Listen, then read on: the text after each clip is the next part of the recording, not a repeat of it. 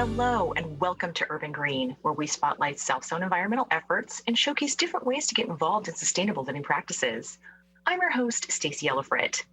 In this edition, we're starting off with an urban learning segment that showcases how to practice sustainability while at home and over the holidays. As people are spending more and more time at home, and routines continue to change to accommodate shifting schedules, sustainable living practices could be placed on the back burner. Through all these adjustments, it may not be obvious how all this time at home could actually be a benefit to sustainability. I think there's a couple ways that people can practice sustainability at home. One is because people might have more time at home since they're not commuting, thinking about how you're cooking meals. Maybe they don't need to be such quick package heavy meals that you're doing since you're not commuting or having to take your kids to activities, that you can spend a little bit more time cooking and really thinking about those whole foods that have less packaging. I think the other way is just to really be careful about your energy consumption, making sure your thermostat is set properly and wearing appropriate amount of clothes inside as well. Preventing waste means a number of things, including thinking about each purchase that you make. Not only what went into the materials, but the durability of the product as well. There's lots of ways to think about preventing waste. And then there's the end of life, that once the product is done, is it recyclable? So it's kind of throughout that whole life cycle, thinking about, do I truly need to buy it or own it? What's it made of? How durable is it? And how can I dispose of it at the end? Even around the holidays, thinking sustainably about gift giving can help prevent waste. I think one of the best ways to prevent waste during the holidays is to really think about purchasing or giving consumable gifts. So it's not necessarily stuff, but it's more either experiences that you're consuming, or it's foods that you're consuming, things that have a finite life, but don't necessarily leave an impact other than in the memory of the person that you've given the gift to. Sustainable gifts are ones where the giver really thinks about who the receiver is and what they'd enjoy, whether that be a consumable gift or experiences. I'm really excited to give my husband a gift this season. We've in the past gone out to local paint and sip places where you paint a picture together. You have an instructor that's guiding you along, and we really love Mount Rainier, so we've done some before of Mount Rainier. Well, even during COVID, when those shops are closed, you can still go down and pick up your blank materials from them, and they'll send you a video link of the instruction. Don't forget, things like wrapping paper and bows cannot be recycled. Consider wrapping gifts in newspaper or brown paper bags for a sustainable, recyclable alternative. Always think about the wrapping paper or packaging that you might be using. Reusable bags are a really great way to give gifts. I've had some bags that I've had for over a decade that I've reused over and over again. Another gift-giving idea is making a usable item for someone to enjoy. That could be a food item or something to help someone relax, like a bath bomb. So today I'm going to demonstrate how to make a really easy, sustainable holiday gift. And what I'm going to show you how to make is bath bombs. It's just some really simple ingredients like, baking soda and cornstarch, some oils to make your skin feel nice and soft. You get to pick whatever essential oils you want. This one is Peaceful Sleep. It's a blend of essential oils. And your good old mineral salts to ease those aches and pains in the bath. And you mix the dry ingredients first, and then the wet, and then you mush them together until it's kind of like wet sand in here. And then you have to put them into a mold. And I just used a regular muffin tin mold where you really pack them in tight, let it dry a little bit, pop them out, let them sit for about 24 hours. And then you can find a nice reusable container. So we just, put a nice ribbon around this one, and after they finish drying, we'll stack them up in here. and really, have a really great holiday gift to give for anyone in your life that enjoys a good bath time soak.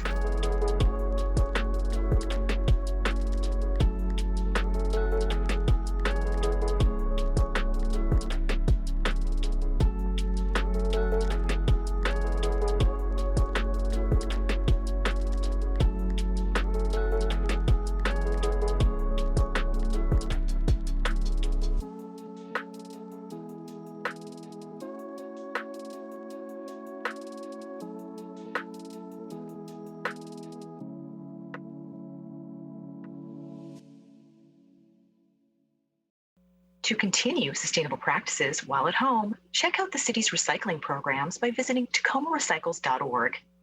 Up next, the Urban Tabletop segment will demonstrate a warming and nutrient-rich recipe for making bone broth. Hi, I'm Dan Corum from the City of Tacoma Solid Waste, and I am here to talk to you about eating well, saving money, and reducing food waste by making bone broth.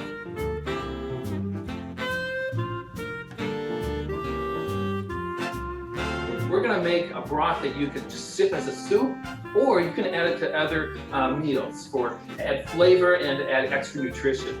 So the ingredients and the process are super simple. So let's start with the first ingredient, and that would be bones. I have some chicken bones that have been in my freezer for the last month. I deboned the chicken and we made a meal out of that. Okay, and what's left over are the bones. And normally, for most folks, it's like, well, don't really know what to do with those, so they're just going to go into the food and yard waste bin, which is a good thing. But if you could get a second meal out of them, why not? I mean, after all, when you bought that food, you didn't buy it to make compost, you bought it to eat. So we're going to get some extra value out of it by making bone broth today. Now, you can use chicken bones, you can use beef bones, you can use bones from ribs, you could use a ham bone, you could use a bone from a ribeye steak, and you can mix them together if you want. So any of these bones work great. The second ingredient that you want to use is a little bit of vinegar. I like to use a couple of generous tablespoons in mine. Why would you put vinegar in? Well, it helps draw out the calcium, the other minerals, which then makes this super healthy and super flavorful. All that marrow and calcium you want for your own body, and that's a good way of getting it out. Okay, that's the two ingredients so far. The next thing are the vegetables. And really, what we're using these for is for seasoning. What I like about making this recipe is that it doesn't really take a lot of prep. In fact, I just try to generally kind of get the husks off of things. Don't have to do much more than that, and simply cut it in half and into the pot it goes. I have some garlic, same kind of thing. I don't know about you, but I love garlic. I don't like having to husk it. Again, just getting most of the wrapper around the garlic off, and you can break it apart if you like for the cloves. And it all goes in, because we're going to strain all of that out later. So don't worry about having a little extra. Okay, those are the three main ingredients, and it looks something like that. Now, the great thing about making bone broth is it can be super simple like this, or it can be more complex. Now, I checked into my freezer, and I had some other things I put in there because I knew I was going to be making bone broth at some point. I have here some cooked onions and peppers from about a month ago. I like to use sticky notes because when I toss things in the freezer, they just get lost in there, and then it's like land of the lost and go on a forage hunt for what I'm looking for. So label things, put the dates on there. It's all going in my pot. Also, I have some, in this one I have greens. Put those in every year this month. This happens to be cilantro greens, so it's going to go right in there. Some folks like to add bay leaves, a little celery, a little thyme, a little rosemary. You can add all kinds of things, or not. That's the great thing. Okay. Then what I would do is I'd go ahead and fill this up with water, and it's ready to cook. Now, I'm going to use an Instapot for this, and I like the Instapots because they're super simple. So this goes into the Instapot, you set the soup button, and it takes about 3 to 4 hours, and it cooks down. Now, what if you don't have an Instant Pot? You could use a pressure cooker, you could use a crock pot, or you could just use a large simmering pot in the stove. It takes a little longer, like 12 hours at least, if you're just simmering it. So again, that's why I'm using the Instant Pot. Imagine it's been 4 hours, okay, and I pull this out. Well, what are you gonna do with this? Well, you're gonna need to strain it out. Obviously, we don't, so you'll need a strainer and you'll need a pot to do that. You strain all that stuff out.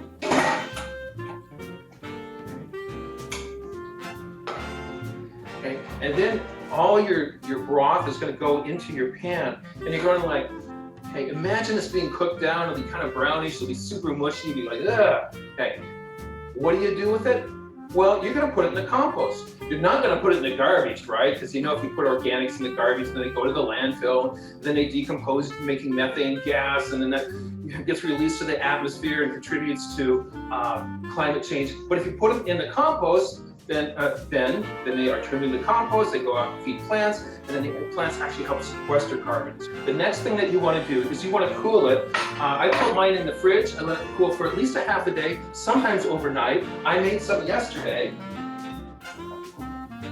And I want to show you what it looks like. When it cools, all the fat will go to the top. Now, the fat on top, I don't like it so much. Some people do and just mix it back in. Myself, I like to skim that fat off, and it comes off pretty easy.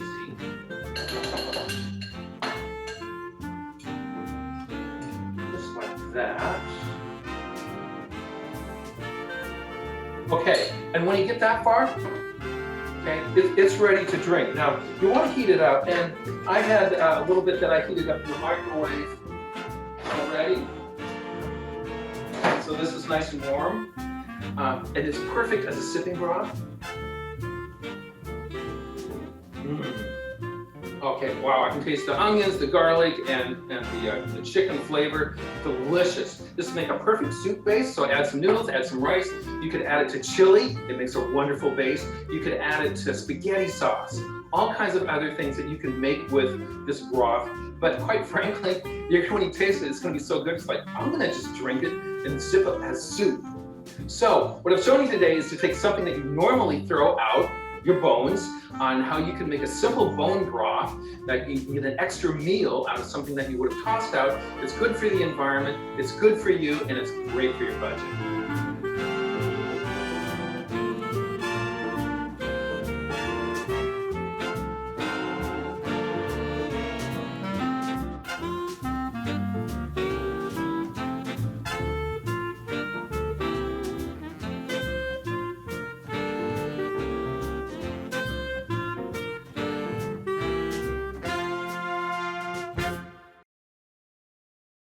To find out more about food cycling and what foods can be put in your brown bin, visit the city site. After the break, we get a lesson in making a greener cleaner and find out more about its benefits and uses.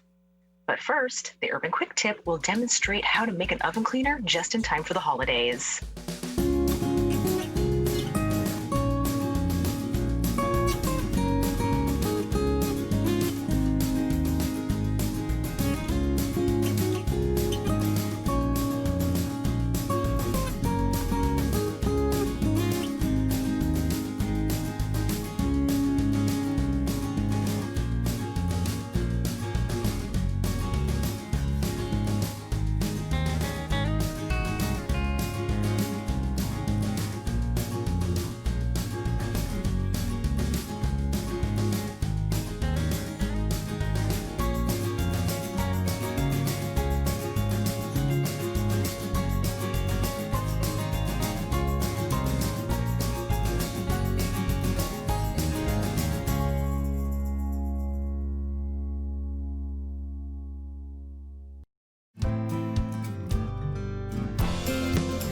Welcome back.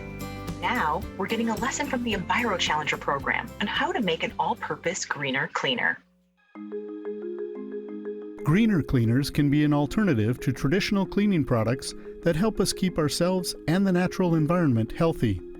Many traditional cleaning products can contain harsh chemicals that can be hazardous to our health and the environment. Greener cleaners, they can include things that you purchase at the store, like a green brand product. An example would be something like Simple Green, 7th Generation, Ecos.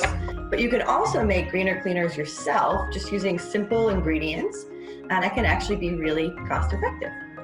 When using a cleaner around your home, it's important to know the difference between cleaning and disinfecting. When we clean, what we're mostly trying to do is remove dust, dirt, and debris. Sometimes we also might be removing some germs, but for the most part, it's a precursor to disinfecting. So we might clean things that are low-touch surfaces in our home. And the point of disinfecting is to remove or kill bacteria and viruses. So disinfecting is an important thing for us to do right now, but we don't need to disinfect everything.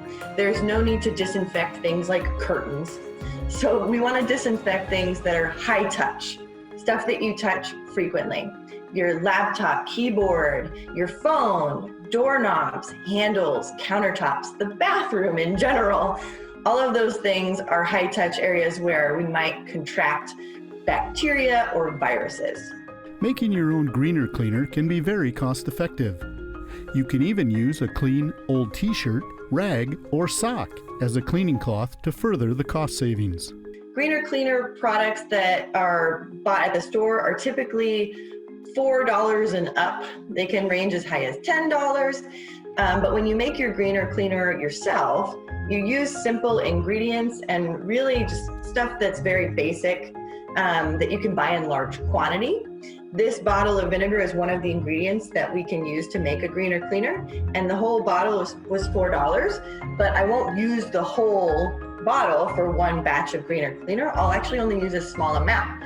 So I can use this whole bottle to make 3 or 4 batches of a greener cleaner recipe. Whether you are using traditional cleaning products, disinfectants, or greener cleaners, always follow directions listed on labels. And be sure to store these products out of reach of children and pets. So making a greener cleaner from home is actually a very simple thing. You really only need a couple of different things.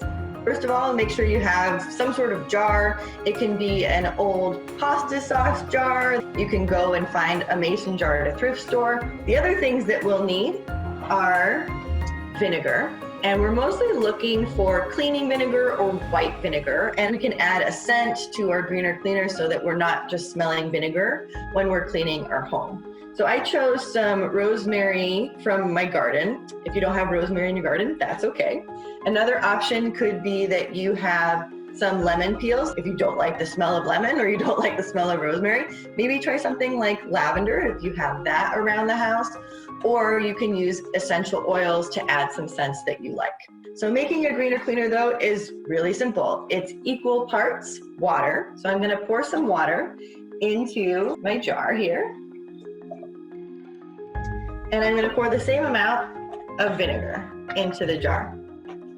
And I'm just measuring 2 cups of each because I know that that's about what this jar can hold. So equal parts. If you wanted to make a little bit less, you just do 1 cup and 1 cup of water, 1 cup of vinegar, whatever you want to use. Getting really close to the top there. And then I'm just gonna add, like I said, my scenting items, but just this alone is your greener cleaner. The scent really doesn't do anything for the cleaning process. It just makes it a little bit nicer to smell. And then what you're going to do is you're just going to put your lid on top of your greener cleaner. I did put a little much in there, so it might just make a little bit of a mess, but that's okay because I'm normally a messy cook and people in my household are used to that. And you're gonna just let this sit for a couple of days. So I would recommend at least 4 days of just kind of hanging out in the jar. That's why I have this one ready for us. Once your jar has been infused with the scents that you have chosen, then you can open it up. It smells really nice now. It doesn't smell just like vinegar. And you can put it into any sort of bottle. I'm gonna use a funnel for this. You don't necessarily have to have a funnel, especially if you're not a messy cook like me, but the funnel helps in a couple of different ways. It keeps the lemon peels and the rosemary out of the greener cleaner because really, again, it's just for scent and you're letting it sit in the jar for a couple of days to let the scents infuse. You don't need those scented items to help with the cleaning process.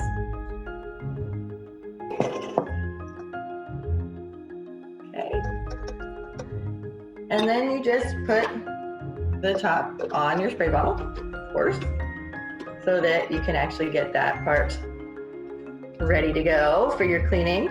And then the last thing is, I usually like to write whatever I've put in the bottle on the outside.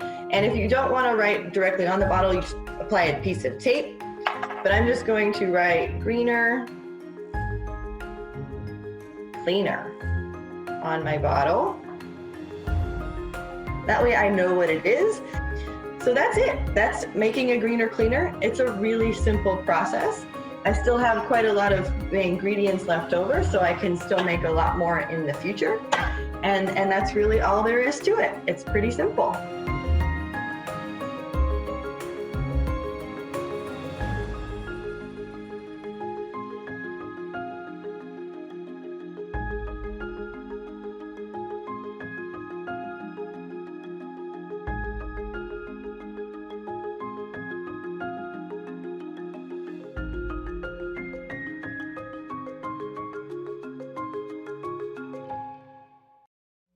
For more information on the EnviroChallengers and to view a list of their at-home lessons, visit their page on the city site. Up next is the Urban How-To. This do-it-yourself segment will discuss the ins and outs of composting. Hi, I'm John with the EnviroChallenger program, and we're here at the Enviro House today to save this compost bin and talk a little bit about how composting works. This bin has been ignored and left alone, and things have gone a little crazy, and they're out of balance. And that's one of the things about a compost bin that's important, is balance. You can see in this bin, there's not a lot of green material. It's actually gone to a lot of what they refer to as brown material. And so this is a good example of an almost finished compost right now. On the other side, we've got a little bit of green material that we're gonna have to start to incorporate into this pile so that we can keep it going and bring back some things. So one of the balances is the balance between the brown materials and the green materials. You do want to make sure that we have a little bit more brown than green. Some people like ratios, so here's 1, 2 to 1. If you were to put too many greens in, say 2 greens to 1 brown, you would start to notice that it might smell. And that's one of the things we can look at to tell if we're out of balance again, is things like smells. So another part that we want to make sure that we're balancing is the water level or the moisture content. As you can see in this pile here, if I put my hands in it, it's not very wet or moist at the top here. It's actually very dry. And a lot of people might think this is perfect, but it actually doesn't have the moisture in it that the plants are going to want or need. So this really is something that is very dry now, and it's not got a lot to offer any of the microbes or the organisms that might want to come up into the soil and eat anything. So as you can see, this pile here needs to either be cleaned out and used or more water added to it. On our pile over here, we're going to want to add some water to this and make sure that we bring back some moisture content, because there's bugs and microbes and insects down in here that actually need that water to do their job and to help the material that's in here break down and stay available for those critters to eat. If we just let it sit here, nature will take its course, but the stuff on the top will always look like the stuff on the top. If we turn it and make sure that we incorporate the stuff on the top to the bottom a little bit, we're actually going to present that material to those organisms that are living in this pile. And we're going to bring the food to them, and we're going to actually start to break that material down. So if we were starting brand new and we were going to build our own compost pile at home, it's very easy to do. This is probably one of the better systems to contain it all, and this is a 2-bin system. The idea is that we're going to build a layer cake, again, with that balance of browns and greens. For every green we add, we want to add 2 browns. And so we want to make sure that we're keeping that in cover. When we start, we're going to actually build like we build a layer cake. As you look here at our bin, you can tell that this is approximately about 3 feet by 3 feet by 3 feet. And that's about the size you want to kind of start at. You can start a little bit smaller, but at this size, we have actually kind of an optimum size in order to get the breakdown and the materials that we need for all the heat to create that we're kind of going to want to have. Once we have our layer cake built up, one of the cool things about the 2-bin system is that I can slide over here if it's empty, and I can start building this pile right here, because you're not going to stop eating, you're not going to stop working on the yard, you're going to continue to have green materials and brown materials that you want to break down. We can actually start the pile here, and while I'm building this pile, I can come back to this pile, get my trusty pitchfork out, and go ahead and lift and turn, lift and turn. But the idea is that every couple of days, if you can, at least once a week, every couple of days if you can, you want to turn this pile. And again, as we're turning the pile, it's kind of like mixing all the ingredients. At first, you want to see that cool layer cake, but then eventually you just want it to be all mixed ingredients, and you want to keep turning it. And then while you're turning it, you want to give it a little sprinkle of water. You don't want it to be sopping wet. You don't want it to be bone dry. You want it to be about the wetness of the towel after you got out of the shower and dried off. Just damp, not wringing wet. If your pile gets too wet, it will slow down all the heat and all the processes that are helping to break everything down. If it's going to rain or something like that for days, we might want to cover our new pile. But in the middle of the summer, you're probably going to have to add water to it. So, how do we know when we're ready to use the compost that we've been working so hard at creating, and we want to give this out to our plants and help them out? Because that's the idea with the compost, is we're going to provide this stuff that's going to give nutrients and help water our plants, help them retain that water. So one of the things is when we start looking at our pile, if we're actually getting to a temperature, which is something we haven't talked about yet, if you want a hot pile, you're going to want to turn it a lot, and you might get up to temperatures of 150 degrees or so. And you're going to actually kill off a lot of weeds and germs and pathogens that might be on some of your plants. If you don't want to get up to those temperatures, or you're not going to turn the pile so much, you might be able to get up to temperatures of about 110 degrees, which will do a great job of breaking things down, but it won't kill any of the weeds or any of the bad stuff that might be on the plants, so you're going to want to avoid putting those things in the pile. When we're looking at our pile and we look down and everything in here kind of doesn't look like it started, we can go from looking like this to looking like this. We're ready to go. These how-tos were created in partnership with the EnviroHouse Free Workshop Series, designed to support healthy, sustainable homes and gardens. For a full listing of online workshops, check out the city site. Thank you for joining us for this edition of Urban Green. I'm Stacey Ellifrit, leaving you with more ways to safely engage in sustainable practices that are right for your lifestyle.